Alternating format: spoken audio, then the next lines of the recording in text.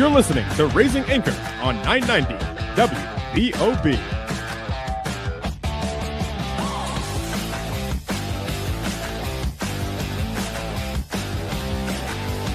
Welcome to the Raising Anchor Soccer Show with Matt Entrikin and Jason Carey. Your home for news, analysis, and everything Rhode Island FC. Each week, they take you inside the locker room, inside the tactics, and inside the storyline shaping RIFC. Now, here's Matt and Jason. Rhode Island FC win their first game in league play, beating the dead horse that is Lexington Sporting Club 3-1. We're going to talk about the importance of this result and the big moments before getting to our round 32 preview of the US Open Cup as the Amber and Blue next take on the Revolution midweek.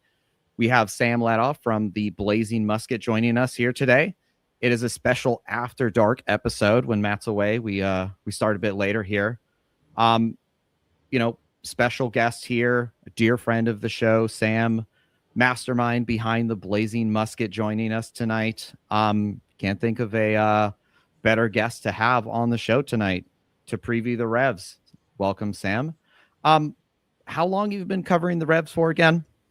I think it's been about 5, 6, not to do a bit, 6, 7 years. I feel, it's been a while. Brain rot after dark. That's it. That was just for Matt. But I've been essentially covering the team kind of around COVID, maybe even a little bit post COVID, but got to see them lift the supporter shield, got to see them struggle with Caleb Porter, and now I see them on the other side of things currently. So it's been a heck of a ride, and all because of that, I've gotten to meet you and Matt. So even though I had to struggle through Caleb Porter, it was all worth it. I mean, sometimes the struggle is real, right? You got to find that grass that's greener on the other side. Speaking of Matt, recently one of our fans called us out saying that he's missed more episodes than I have. But maybe it's just more that we have great guests when he's gone and they just don't remember when I'm out. I don't know. I feel like the streets want a nice classic Matt Entrikin and Jason Carey episode. So I'll do my best Matt Entrikin impression, which is I can't do it because there's no one like Matt Entrikin. But hopefully I can do my best to fill in for him.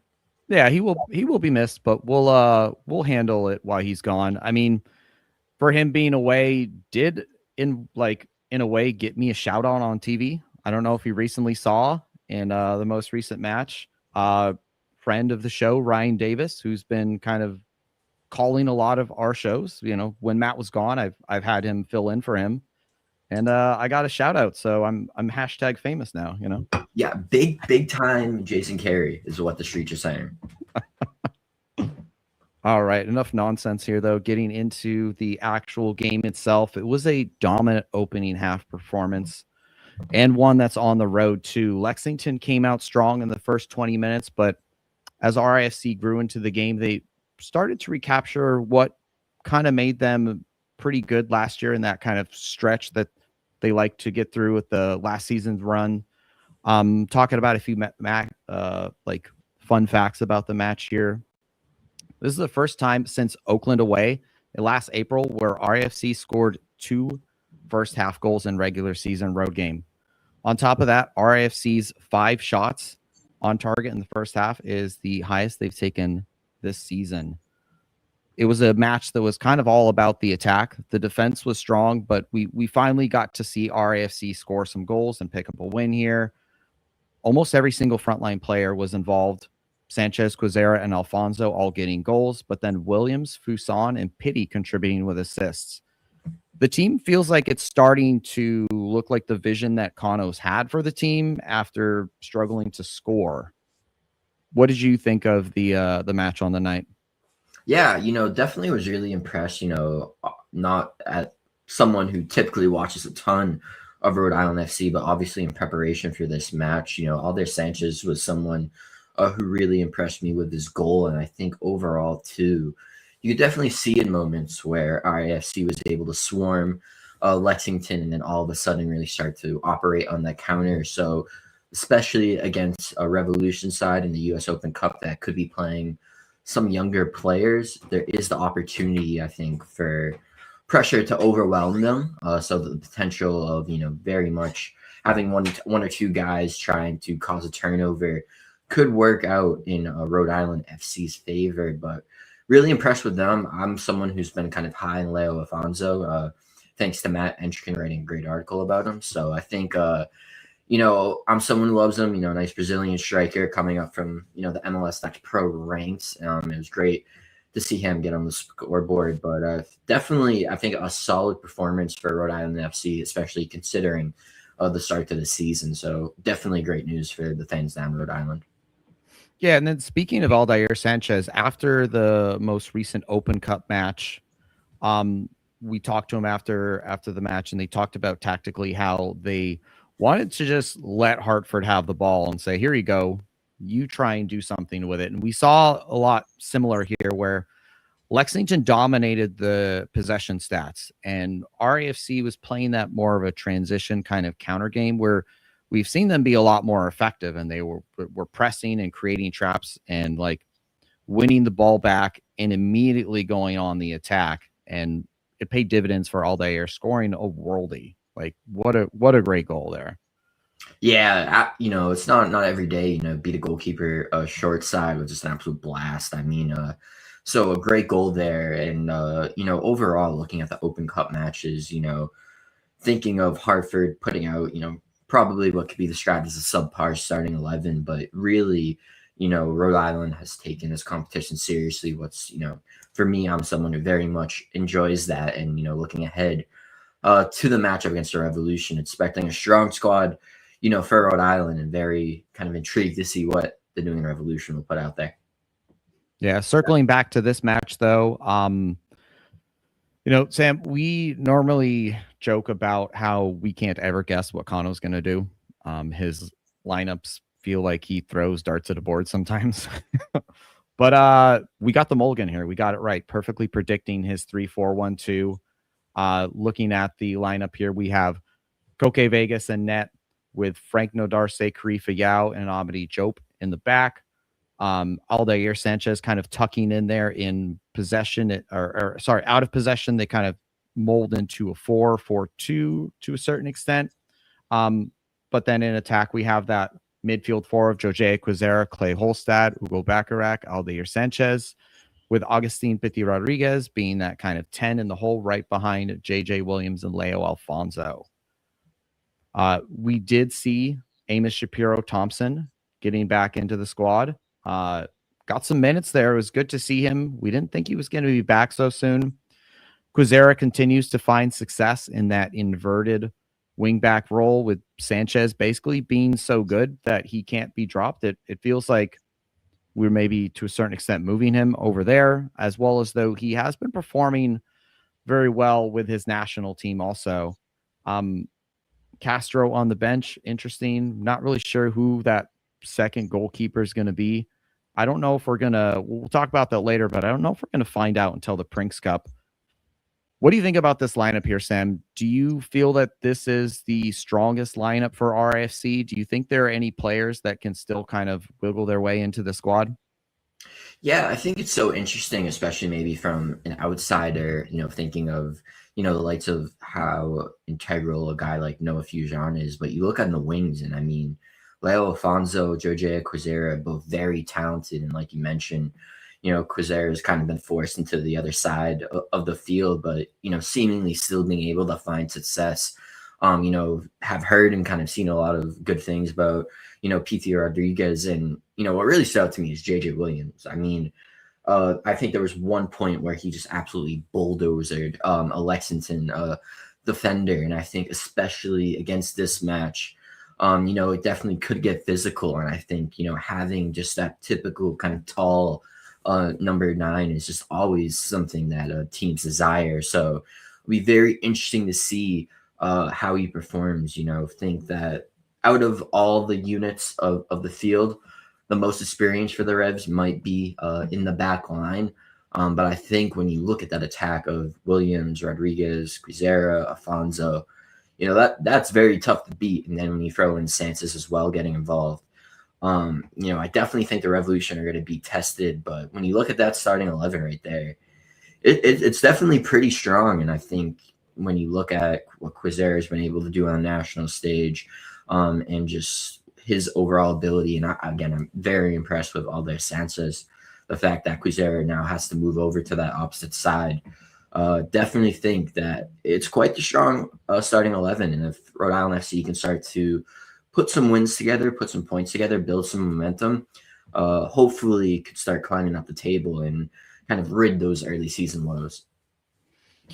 Yeah, it's been a rough start the last few seasons for RFC. Hopefully this win can kind of catapult them to a certain extent to kind of continue on in regards to their form.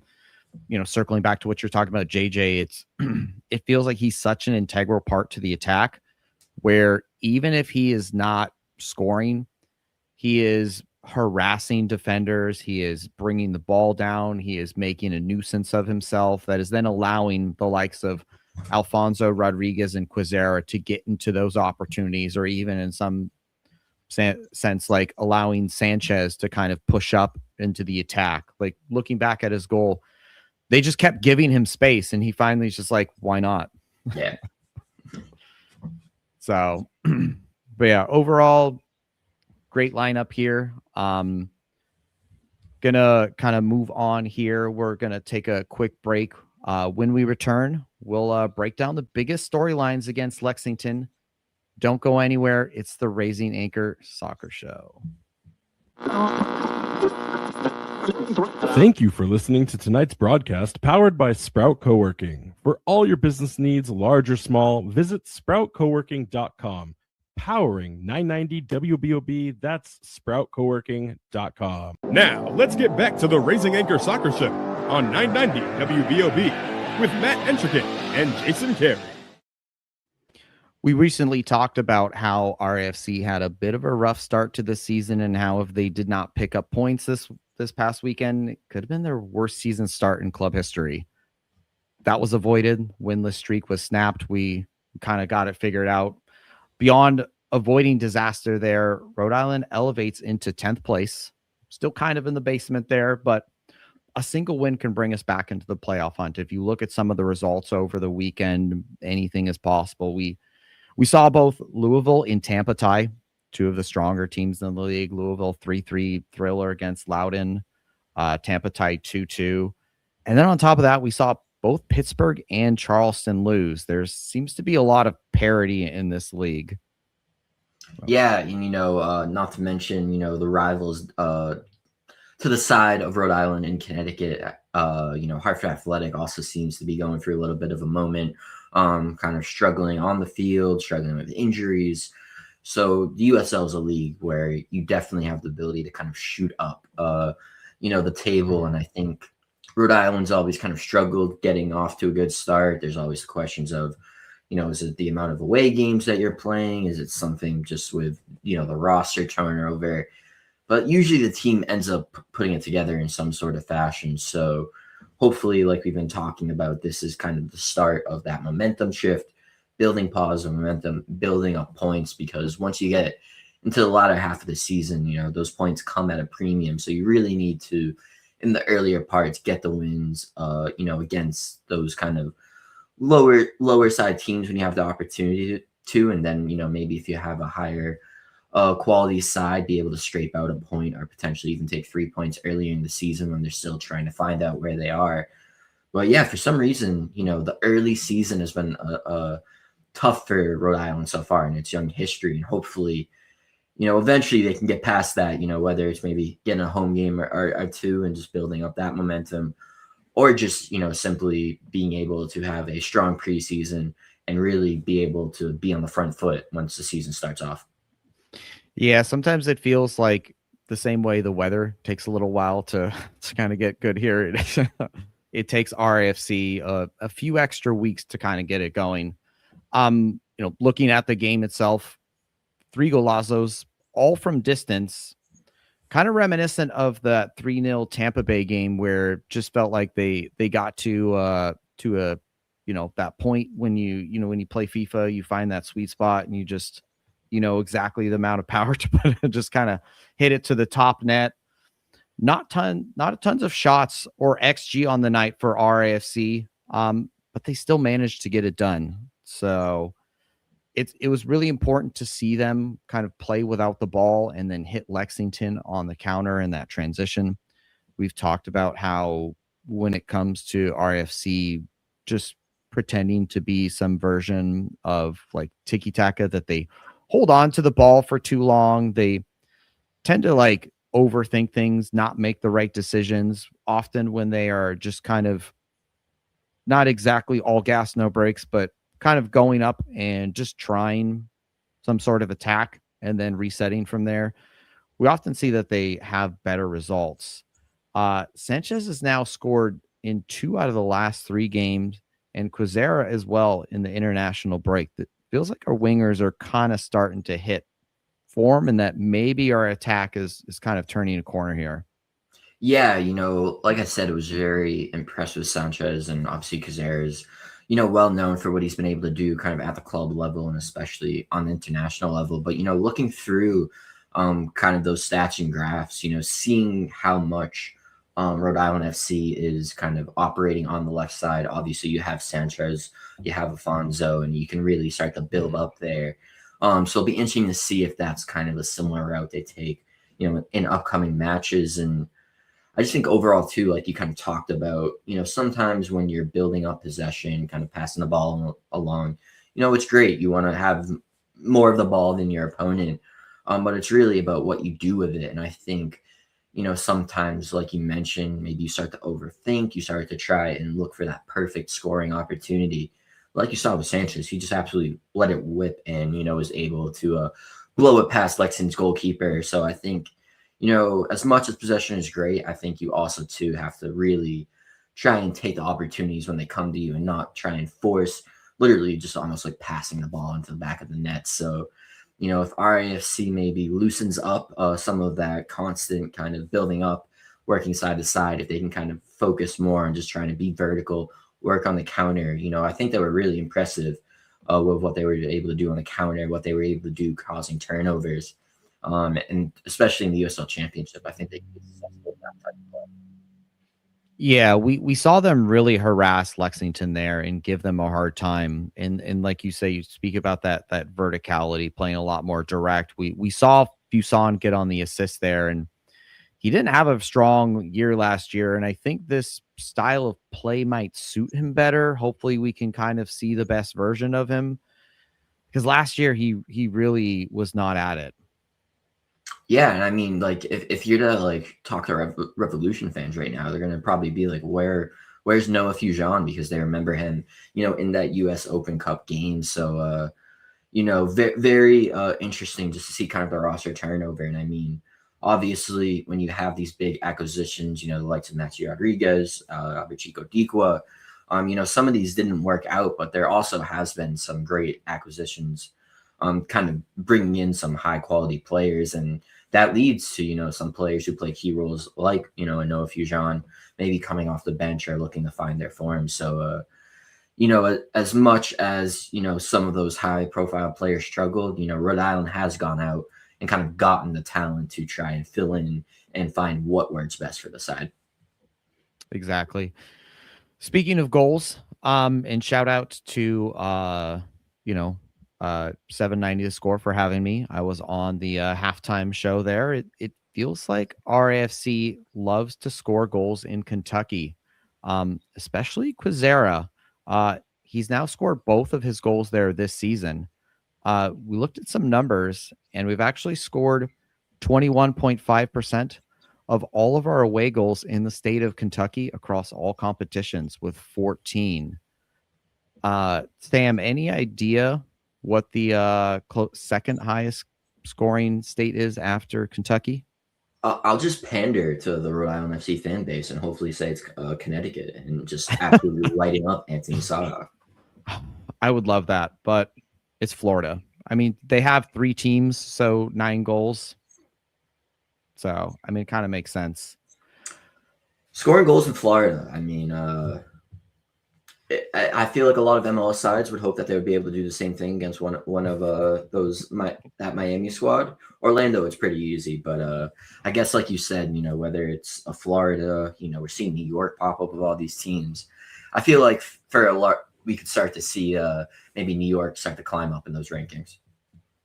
Yeah, more teams definitely can happen. There's one state that we have been unsuccessful to score in, though. Do you know which one that might be? I'm not, Jason. Tell me what it is. It's all of our favorite team, Loudoun United. Some boring. Marcos Diaz. Jack Peniotu. Can I interest you in some former Revs? Some boring 0-0 games over there in Virginia. Virginia's for lovers. I guess RAFC are just haters, so we don't want to score over there. That tracks. I think for all New England, we tend to be more haters than lovers. Moving on to Leo Alfonso. It was so great to finally see him get on the score sheet. We've talked about how he's leading in shots in the league, but he hadn't got that breakthrough, and it was finally so great to finally get to see him score. And it was a huge moment for him too. You could see all of the guys running over, celebrating with him. They knew how important it was for him. I kind of predicted early on, I think he's going to be a big part of this team going forward the rest of the season. Yeah, when I saw that signing, was very, intrigued and, kind of had some high expectations. And I think pretty much if you look at striker, and I would probably say you could maybe throw in goalkeeper, they're two of probably the most kind of mentally taxing positions. I mean, for goalkeeper, you can let up one goal and you're essentially the villain of the game. For striker, it can just be completely mental, where you just feel like you can't hit the net at all. You can't find the back of the net.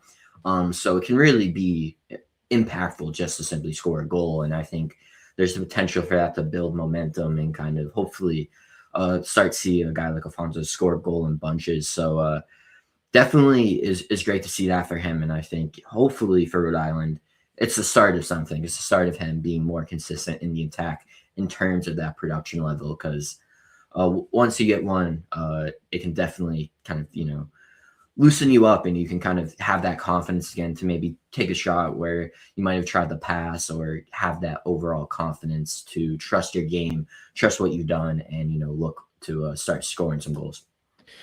Yeah, hopefully it will open up the floodgates for him. We were able to score 3, but unfortunately we're not able to keep a clean sheet there. Do you think any concern giving up that late goal there? I think getting the 3 really gave them that security. I think if it was 2-1, that would be, some squeaky bum time, if you will, at the end there. But yeah, I mean, it's always difficult. I think you always want to, see out a clean sheet. It's something the Revolution I've kind of been dealing with, kind of either putting, on more pressure in terms of goals or seeing out a clean sheet. It's just kind of that mental factor of, going throughout the 90 minutes, making sure that, you're not giving up any chances. I think, like you said, the fact that they have 3 goals, I think that's the more important part, and that gives you the leeway to, maybe allow a late goal. But overall, I would say it's not too much concern. I think, like you said, if it's the 2-1s, if it's a constant theme that you're seeing where a late goal is allowed, then there's some areas for concern. We've definitely seen that in the past with the Revolution.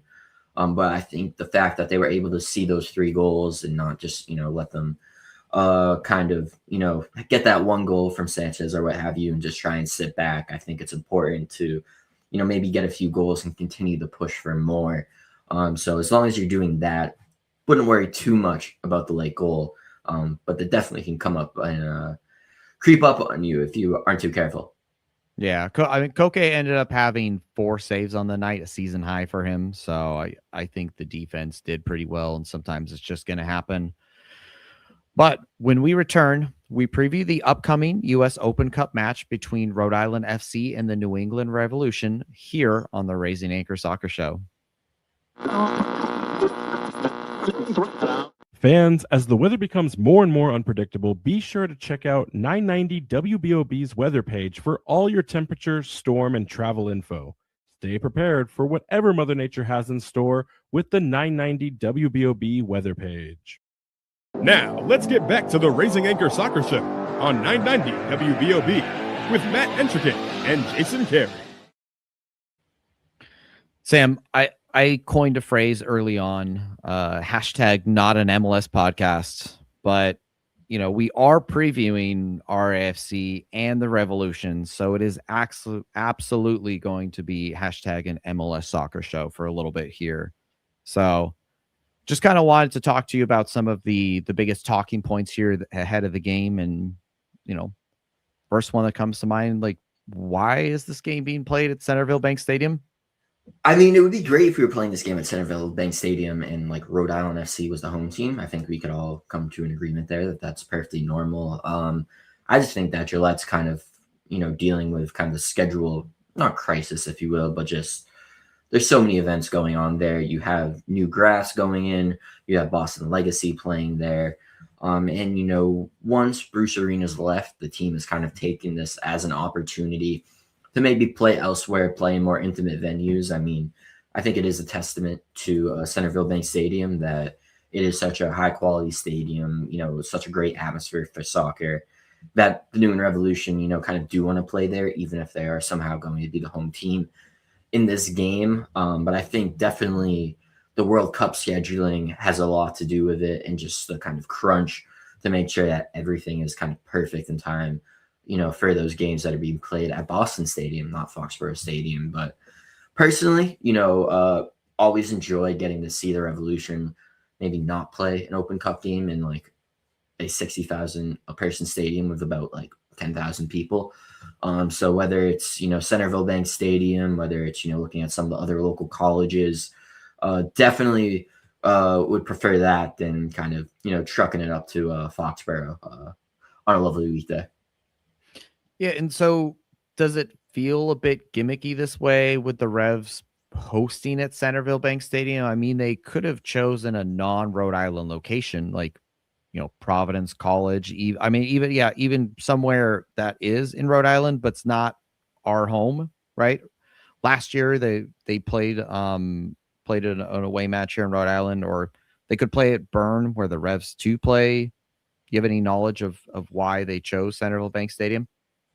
I honestly, I don't. I mean, I feel like maybe part of it could just be like, the typical like scheduling issues. I think there's also a lot of scheduling issues because we're seeing, national teams try and lock up areas and local colleges, the whole their kind of national team setups. And overall, I just don't get why we couldn't just have Rhode Island be the home team. I really don't think it will be that much of a difference. Like, it sounds like, from what I'm hearing is that it's going to be a very awkward experience. Like, there's not going to be Rhode Island branding like everywhere in terms of how the match is presented. It's not like we're all going to get a chance to get a nice Chick-fil-A sandwich off a corner kick. Like it's essentially like going to be the Revs like cosplaying that like Centerville Bank Stadium is their home, and kind of like that there's this almost like neutrality to how everything is presented. And I think what's the harm in Rhode Island FC being the home team? There's already going to be, I would say, more Rhode Island FC fans than New England Revolution fans. So there's no real harm in the fact that we're going to see Rhode Island FC. They could just be the home team. So I don't know. The whole thing is very confusing. I wish, whether it's looking at Connecticut, looking at, like you said, Providence or what have you, or, going back to Harvard, would have loved that. I know there's a lot of questions kind of regarding the VAR setup or what have you, and just kind of overall standards for, having a game like this. But the whole situation with this game being at Rhode Island Stadium, but their away team, just makes like zero sense to me. So do you have any knowledge about how many, Revs fans plan to travel in terms of RAFC hosting? Is it just going to look like an RAFC home match where, like you see in CONCACAF Champions League games where, an MLS team will go to Mexico or something, and there's like 4 people who show up. Like it's like I don't think it'll be 4 people. Like I was actually on a show, and like I think my estimate I'll give is like 60-40 Rhode Island, maybe 70-30. I just feel obviously, I think there'll be like a strong contingent. I remember, like, some of the Riders or Rebels, they kind of came down and were like, in that section. But I just don't know. The Open Cup is definitely a fickle beast where, some people like myself love it and some people are like, why are we playing like a team that isn't in our own league? And it can be very confusing for them. But like from what I've gathered, like I think it's gonna be like a very weird presentation wise. Like I don't know if like we'll see Revs graphics, or I definitely don't think we'll see like Rhode Island FC graphics. Like it seems like it's gonna be like a zombie like production wise thing, like in the sense that like we're not gonna have all the usual typical Gillette graphics because they also have like a humongous video board compared to Rhode Island. And then Rhode Island's not going to be the home team and have all its unique kind of features. Like I don't think we would hear like Zombie Killer or Psycho Killer. I don't think we'd hear that after a goal since they're their away team. So it's like it creates this unique experience where like I imagine both sides aren't exactly pumped about it in terms of maybe like the backroom staff, but I think it's going to be very weird. I think it will prevent very weird vibes and. Hopefully we can all have some fun with it. Do you think that will affect the match in any way? Like, will the players be like, what is this? What's going on? I mean, Revolution fans might, if they're just Rhode Island FC players can't comprehend having to go. That's another thing. Is Rhode Island FC going to go in the away locker room? What are we doing? So it's going to be insane. I mean, I've heard that the away locker room for RAFC Stadium is very nice. So, Rhode Island FC, Brett Johnson, everybody, they were thinking 2 steps ahead. There's going to be this one game in the Open Cup where for some reason we're going to be the away side. So, I mean, it's just all going to be interesting. I mean, will Centerville Bank Stadium have just like upgraded chicken tenders? Because that's the only good thing about Gillette Stadium food is the chicken tenders. It will probably be way more expensive than what it would be at Centerville Bank Stadium. But who am I to know? I need to know the pretzel lore, though, Jason. What's the pretzel lore? So there are pretzels at Centerville Bank Stadium that everyone raves about. I've had them. They are very good. If you next time you're down there, I don't know if they're going to be available for this match, but you should definitely give them a try. Okay, all right. I'm a pretzel guy, so I like that. So getting into this match, can you kind of talk listeners through, maybe who aren't as familiar with the Revs, kind of like where they're at in their season? There's a lot of noise last season where, like you mentioned earlier on the show, Caleb Porter's gone. We've got Marko Mitrovic now. How's the season been going? What's he building? Like, what's the vibes there? Yeah, definitely in terms of vibes, a complete vibe shift. Really a lot more positivity. I mean, even for fans, like we're seeing them get a look into like the locker room post game and kind of into the nitty gritty, if you will. So definitely much more positive vibes. And we've definitely seen a kind of shift towards youth. I mean, Marko Mitrovic was a U.S. youth national team coach. We've seen him bring in guys like Brooklyn Range, Griffin Yao, Marco Zambrano recently. And, Zambrano's a player who could potentially feature in this Rhode Island FC Open Cup game. So definitely heavy towards youth. The Revolution have largely kind of played like a 4-2-3-1. Now it's looking a little bit more like a 4-3-3. We're seeing some players like Alisson Yusuf coming off a really great game against DC United, typically like a defensive midfielder, kind of more playing out wide. And it seems like the team just has a lot more kind of freedom to play out there on the pitch.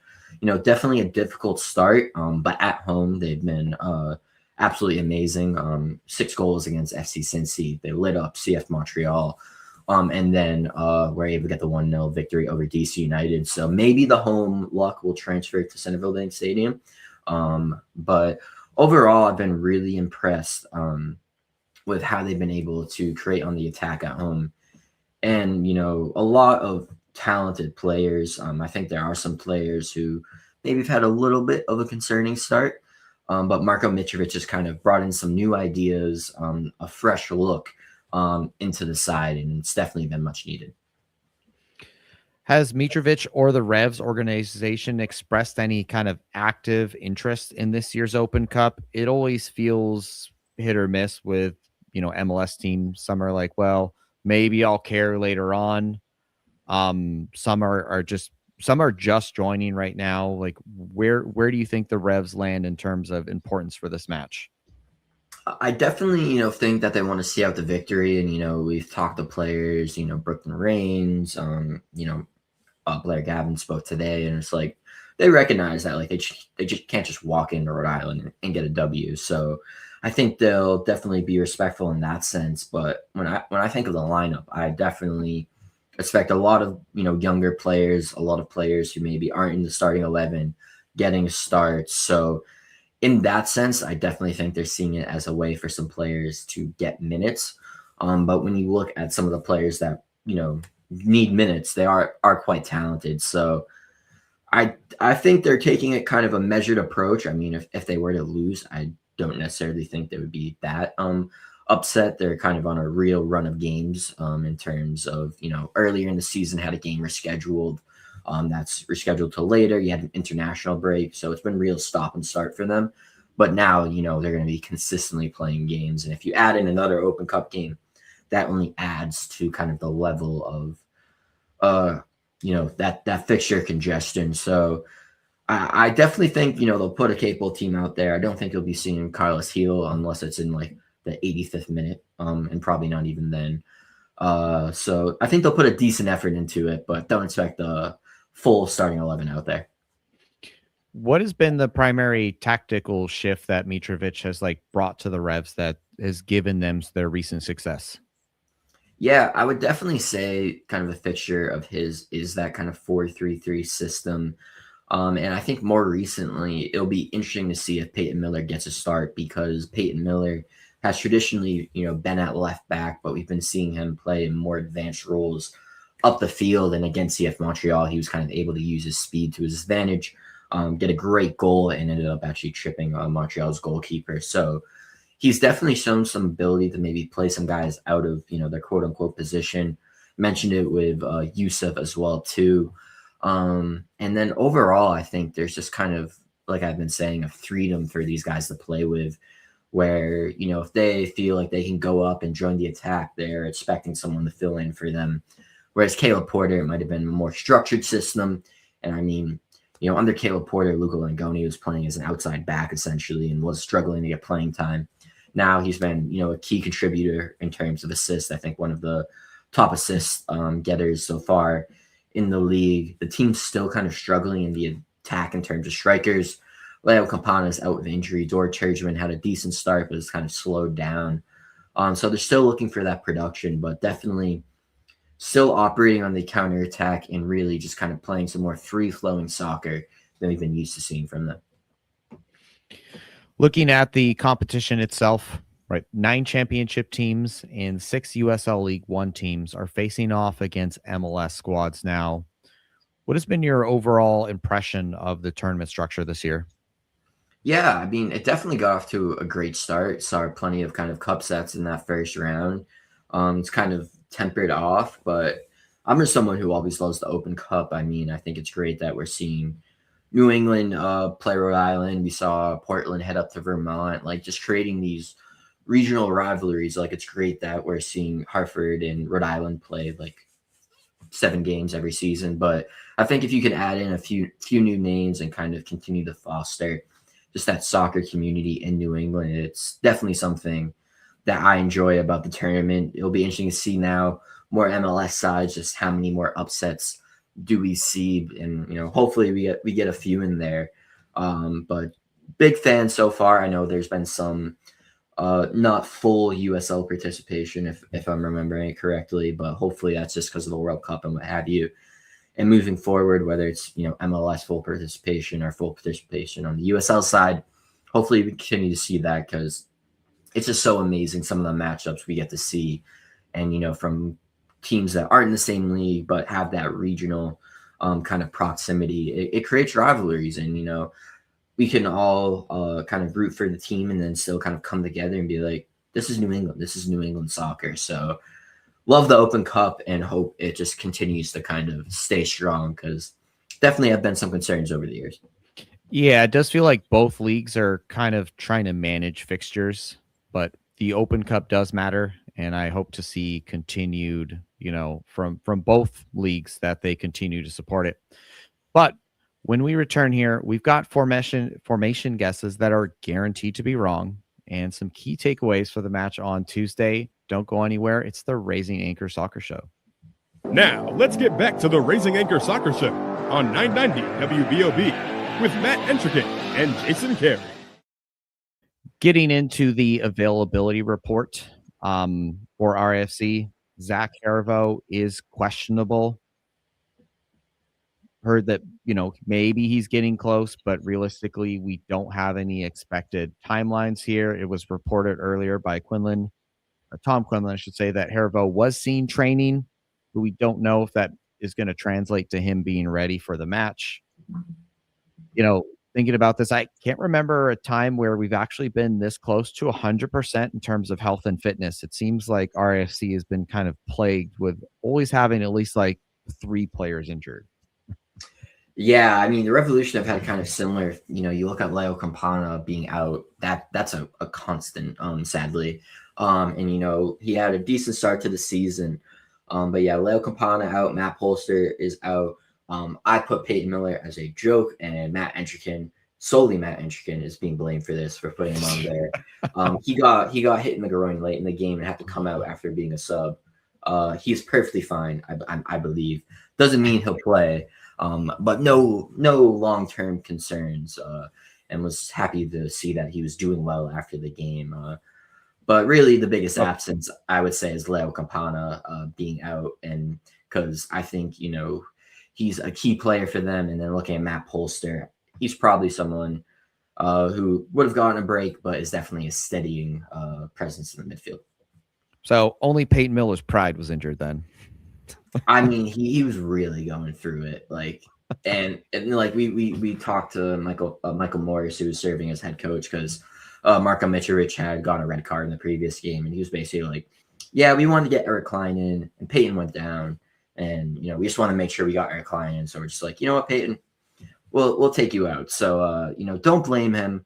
Was just extremely concerned, because I mean, Peyton Miller is a player who is getting reports that he's going to head to Europe every single off season, and it seems like every single year he just manages to get hurt.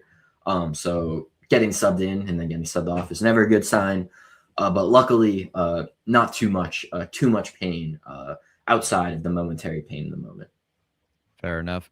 Getting into the roster prediction here, I'm kind of going with minimal roster changes here. I'm thinking Koke Vegas in net. He's been playing all of the Open Cup games, so why not continue that? We saw Grant Stoneman play like 2 minutes, so I think he'll get some rotation here with Karifa Yao and Amity Jope in that back line. With a midfield 4 here of Nick Scardina, Clay Olstad, Ugo Bacharach, and Aldair Sanchez, with Augustine Pitti Rodriguez and JJ Williams and Leo Alfonso up front. RFC has no weekend match, and they don't play until the following week on Wednesday, so I kind of think that Kano might just go all out for this and basically play a full squad, because they have a week off after this. I wouldn't be surprised if he even just started the same lineup as the last match. I just kind of wanted to, it is an Open Cup match. I expect some sort of rotation. We'll definitely see some changes throughout the match depending on how it goes, but why not? I don't think AST is ready to start, but I do imagine that we will see some more of him. What are you thinking for the Revolution here? I mean, for the Revs, first off, this is the normal starting 11. Starting 11 for the last game. Definitely would not imagine that this is the starting 11 you see. But when you look at this 11, kind of the outside wingers is definitely something to key in on. And as well as Matt Turner in the back of the net in goal, just definitely one of the top players.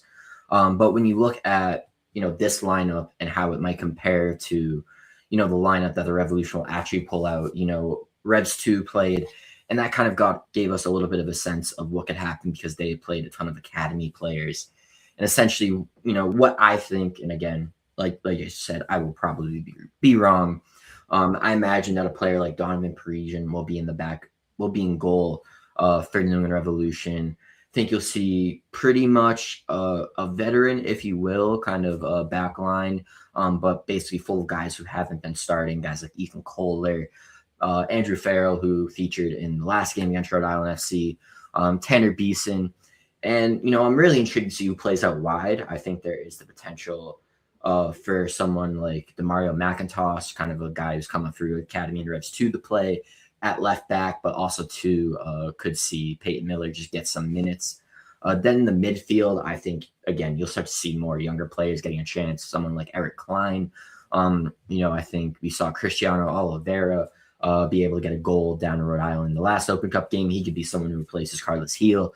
And then as well, I think there is the potential for maybe a guy like Brooklyn Rings or Jack Gino to play. But also, if there's really this push to get the youngsters out there, you could see Alan Oyerwath get some minutes. And up top, I mean, I'm quite stunned because I was extremely high on Griffin Yao, and he has struggled to kind of maintain a spot in the starting 11. So I think he could get some minutes, as well as Malcolm Fry, who, again, featured against Rhode Island FC in the past.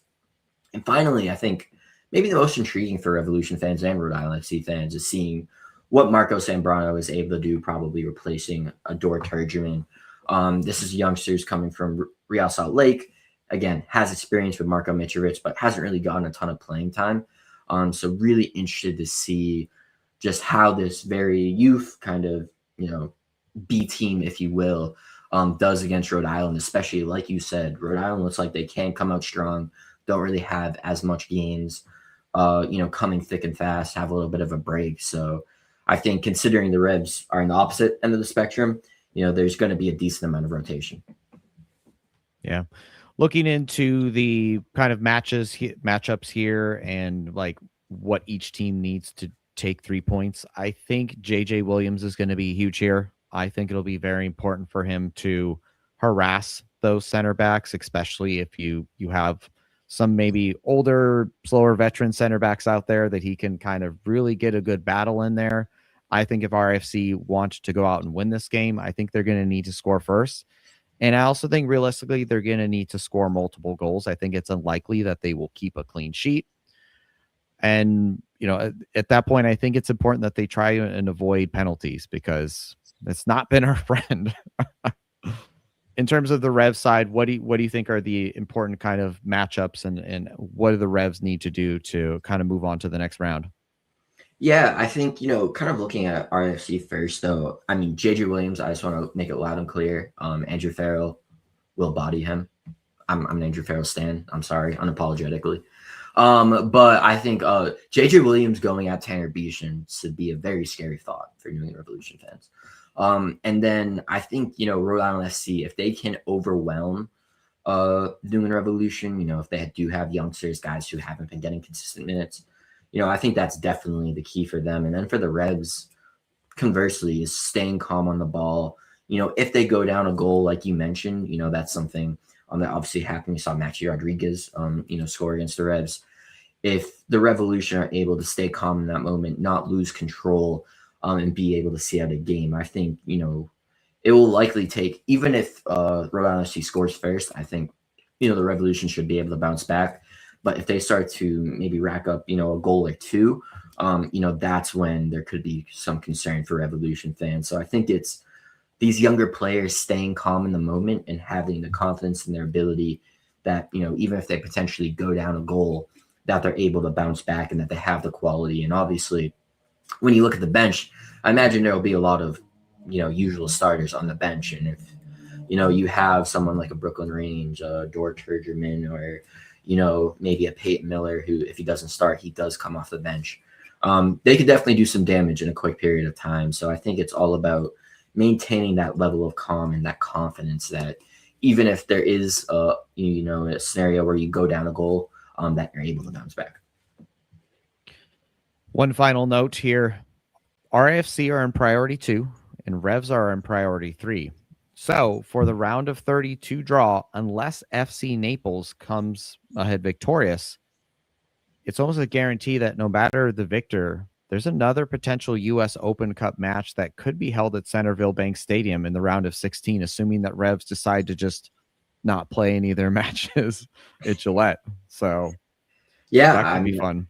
I imagine they'll play at, Centerville Bank Stadium definitely seems to be the darling of teams who play at Gillette Stadium, who for some reason or another cannot play at Gillette Stadium. So wouldn't be surprised. Maybe just the Revs will throw a curveball because, again, this game to me is a curveball in the sense that why couldn't Rhode Island FC just be home? So maybe, for some reason they'll just decide to head up to New Hampshire for some reason. But overall, I hope so because I always enjoy being in Centerville Bank Stadium. I mean, personally, I enjoy walking around kind of the concourse, maybe compared to the press box due to the size of it, especially if you have MLS reporters coming in. And the Boston Globe and Boston Herald just taking rank and file. But hopefully I can get to enjoy all of Centerville Bank Stadium, have a pretzel, maybe have some Dells, and just be with the people, as they say. Yeah, always a great time. And speaking of the match, talking for both fans traveling down, it looks like it'll be a coolish evening, 66 degrees. There is some potential rain here, though, so plan accordingly. New England's going to New England. The M7 tailgate lot opens at 4. The rest of the lots opening at 5. Gates at 6 with a kickoff at 7. If you can't make it to the clash in person, you can check it out on Paramount Plus. Thank you, Sam, so much for joining us. Where can listeners find all of your incredible work? Yeah, I mean, just check us out over at the Blazing Musket. We cover everybody, from the U.S. men's national teams and international soccer all the way down to USL League 2, and obviously including the lovely Rhode Island FC, where we've even gotten the amazing Matt Entrican to write an article, I feel. So I really appreciate him for doing that and want to do so publicly. But yeah, just check us out, www.theblazingmusket.com. Check out our Instagram, a ton of photos from all the matches. Alex Roldan is primarily our Rhode Island FC photographer, and he does a great job covering the team, getting some great shots. And we also are on YouTube, just search the Blazing Musket. We post videos, sometimes from the locker room, sometimes from different things, but mostly of our podcast, mainly United in Green, as well as the Blazing Musket podcast and the Average Fan podcast, which I have strategically not been mentioning. So really appreciate you for having me on, Jason, and appreciate everyone who reads our work over at the Blazing Musket. Yeah, anytime. Thank you so much for joining us, Sam. Can't wait for the game tomorrow. Hope to see you there and everyone else. Thanks to all for joining us. Anchors up.